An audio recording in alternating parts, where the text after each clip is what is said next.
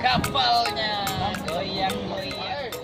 Hai guys, kita sekarang berada di Pasir Perawan di di Pulau Pari, dan ini situasi kondisinya mangrove-nya indah sekali, dan kebetulan cuaca juga sangat mendukung.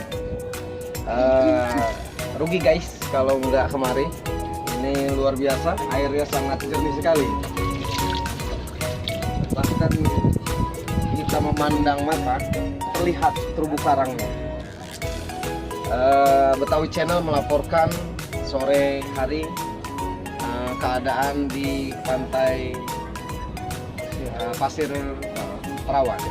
Selanjutnya ikuti perjalanan kami selanjutnya. Bye.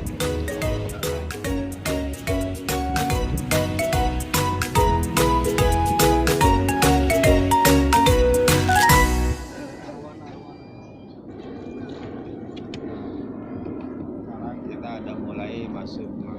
Oke, sekarang kita sudah memasuki kawasan mangrove.